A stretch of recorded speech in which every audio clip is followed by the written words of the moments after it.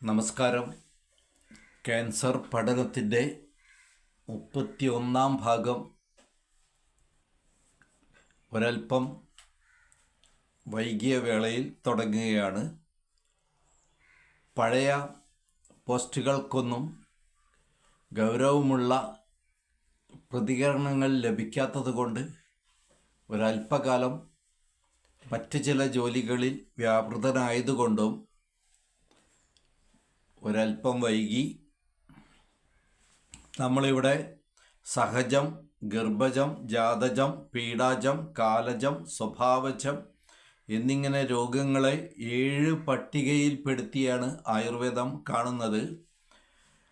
സുശ്രുത ചിന്തകളെ അവലംബിച്ചാണ് ആധ്യാത്മികങ്ങളും ആദിഭൗതികങ്ങളും ആദിദൈവികങ്ങളുമെന്ന് രോഗങ്ങളെ 3ആയി നമ്മൾ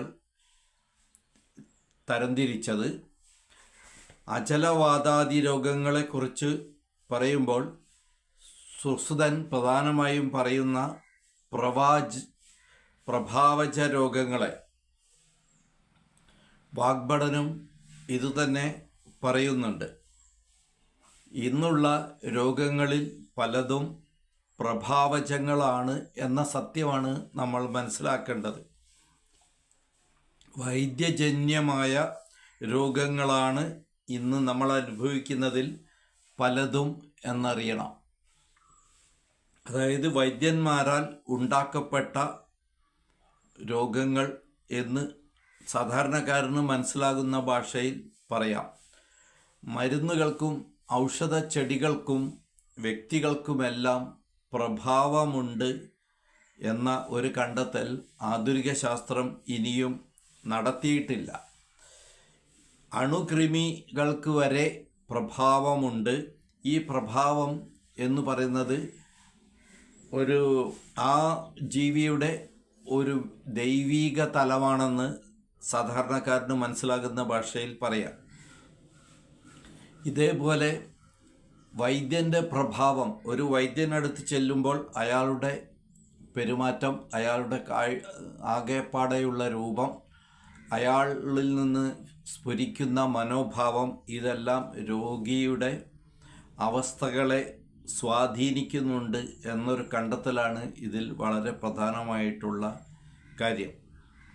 പ്രഗത്ഭരായ ഭിഷഗ്വരന്മാരുടെ വാക്ക്, ദൈവജ്ഞന്മാരുടെ വാക്ക്, ജ്യോത്സ്യന്മാരുടെ വാക്ക്, മാതാപിതാക്കന്മാരുടെ വാക്ക്, ഗുരുക്കന്മാരുടെ വാക്ക്, ഇവയൊക്കെ പ്രഭാവജ രോഗങ്ങൾക്ക് കാരണമായി തീരും. അവർ പറയുന്ന വാക്ക് നമ്മുടെ മനസ്സിൽ ആഴത്തിൽ പതിക്കും. അത് ഉപബോധ മനസ്സ് ഏറ്റെടുക്കുന്ന ഒരു സാഹചര്യം വന്നാൽ അവർ പറയുന്ന വാക്കുകൾക്കനുസരിച്ചുള്ള രോഗങ്ങൾ രൂപപ്പെടാനുള്ള കാരണമായി അത് മാറും എന്നതാണ് മനസ്സിലാക്കേണ്ടത്. ശാപവാക്കുകളൊക്കെ പറയുമ്പോൾ അത് സ്വന്തം കുഞ്ഞിനോട് ഇഷ്ടമില്ല എന്നിട്ടല്ല പറയുന്നത്, അല്ലെങ്കിൽ ശിഷ്യനോടുള്ള വിരോധം കാരണമല്ല ഗുരു അത് പറയുന്നത്. പക്ഷേ ആ വാക്കുകൾ ആ വ്യക്തിയിൽ, ആരോടാണോ പറയുന്നത് ആ വ്യക്തിയിൽ പതിക്കും എന്നുള്ള കാര്യം അറിഞ്ഞുകൊണ്ട് വേണം വൈദ്യന്മാർ രോഗികളോട് പെരുമാറുക.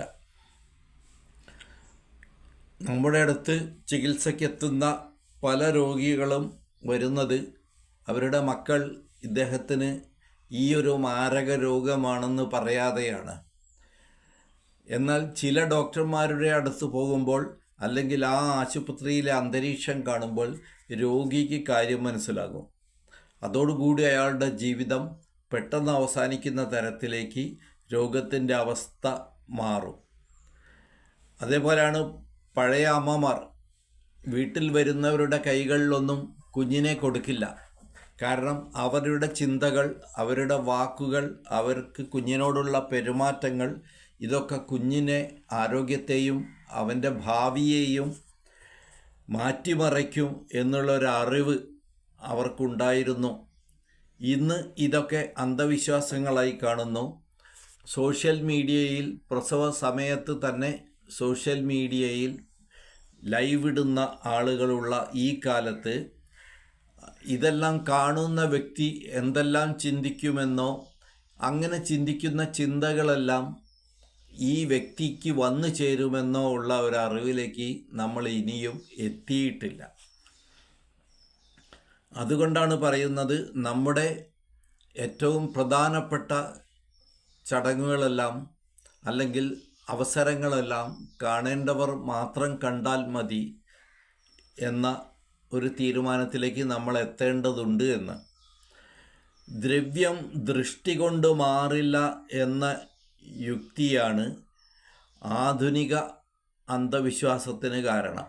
എന്നാൽ ദൃഷ്ടി കൊണ്ട് എന്തും മാറുമെന്നും മാറ്റാമെന്നുമാണ് പൗരാണികൻ നമ്മോട് പറയുന്നത്. പ്രത്യേകിച്ചും ശൈശവവും രോഗവും പരിണമിക്കും. രോഗം വന്നവരെ പുറത്തു നിന്നുള്ളവരെ കാണിക്കാതിരിക്കുക എന്നൊരു പാരമ്പര്യം നമുക്കുണ്ടായിരുന്നു. ആ രോഗിയെ കണ്ട് പുറത്തു നിന്ന് വന്നവൻ പറയുന്നത് എന്താണോ, അവൻ ചിന്തിക്കുന്നത് എന്താണോ, അതെല്ലാം ആ രോഗിയിൽ പതിക്കും എന്ന ഒരു അറിവ് അവർക്കുണ്ടായിരുന്നു. എന്നാൽ ഇന്ന് രോഗിയെ കാണിക്കുന്നത്, രോഗിയെ വിവരിക്കുന്നത് ഒരാഘോഷമായിട്ട് നമ്മൾ മാറ്റിയിരിക്കുകയാണ്. രോഗിയെ കാണാൻ പോവുക എന്നുള്ളത് തന്നെ ഒരു വലിയൊരാഘോഷമാണ്. ബ്രെഡ് ഞങ്ങൾ കൊണ്ടുവരും, ചിക്കൻ അവിടെ ഉണ്ടാകുമല്ലോ എന്ന് വിളിച്ച് ചോദിച്ചിട്ടാണ് പലരും രോഗിയെ കാണാൻ വരുന്നത്. ആ തരത്തിലുള്ള ഒരു പ്രദർശനപരത ഇന്നത്തെ ജീവിത രീതിയുടെ ഭാഗമായി മാറി. അങ്ങനെ നാൾക്ക് നാൾ നമ്മുടെ നാട്ടിൽ ആശുപത്രികൾ വർദ്ധിച്ചു വരുന്ന സാഹചര്യമുണ്ടായി. ഒരു നാട്ടിലെ 5 സ്റ്റാർ ഹോസ്പിറ്റലുകൾ ഉണ്ടാകുമ്പോൾ നാടിൻ്റെ പുരോഗതിയായിട്ടാണ് നമ്മളിൽ പലരും അതിനെ ഗണിക്കുന്നത്.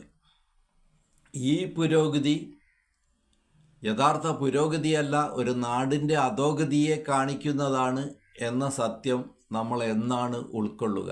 ഒരു നാട്ടിൽ ആശുപത്രികൾ വളരുന്നു എന്നതിനർത്ഥം ആ നാട്ടിൽ രോഗികൾ കൂടുന്നു എന്നാണ്.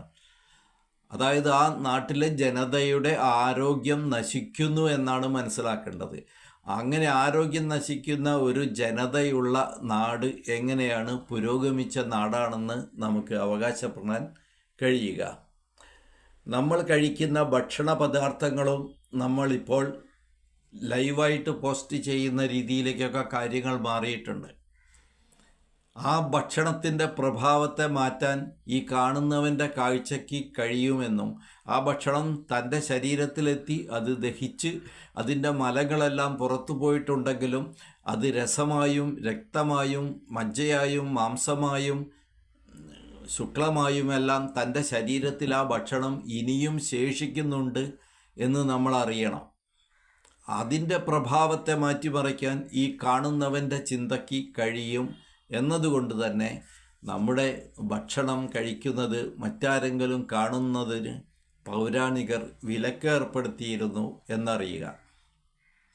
ഈ പാരമ്പര്യത്തിൻ്റെ അറിവിനെയാണ്, ഇതെല്ലാം ചേർത്തുള്ള ഒരറിവിനെയാണ് നമ്മൾ സനാതനധർമ്മം എന്ന് പേരിട്ട് വിളിച്ചിരുന്നത്. അല്ലാതെ അതൊരു മതമോ ഒരു വിശ്വാസധാരയോ അല്ല.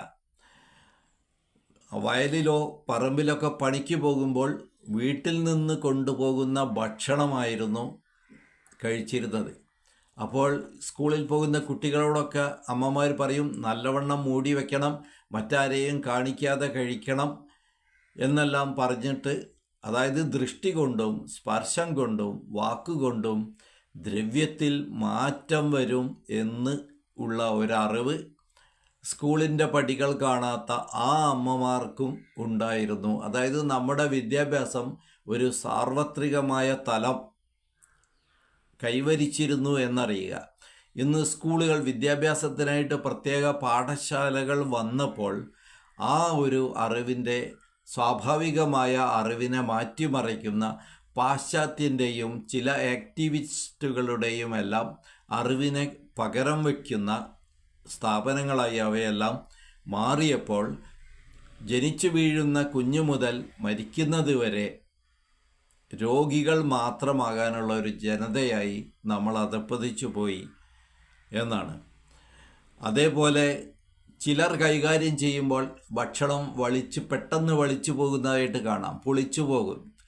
അതേ സാഹചര്യത്തിൽ അതേപോലെ അതേ പാത്രത്തിലൊക്കെ ഉണ്ടാക്കിയിട്ടുള്ള മറ്റൊരാൾ കൈകാര്യം ചെയ്യുന്ന ഭക്ഷണം വളരെ നേരം ശുദ്ധമായിരിക്കുകയും ഫ്രഷായിരിക്കുകയും ചെയ്യുന്നത് നിങ്ങൾ കണ്ടിട്ടുണ്ടാവും.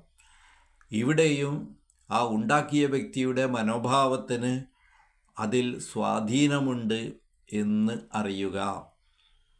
അതായത് നമ്മുടെ മനസ്സാണ്, പ്രപഞ്ച മനസ്സിനോട് ചേരുന്ന നമ്മുടെ മനസ്സാണ് എല്ലാ കാര്യങ്ങളെയും നിയന്ത്രിക്കുന്നതും നമുക്ക് നമ്മുടേതായ ഒരു ലോകം തീർത്തു തരുന്നതും എന്ന് മാത്രം പറഞ്ഞുകൊണ്ട് അടുത്ത എപ്പിസോഡിനായി കാത്തിരിക്കുക.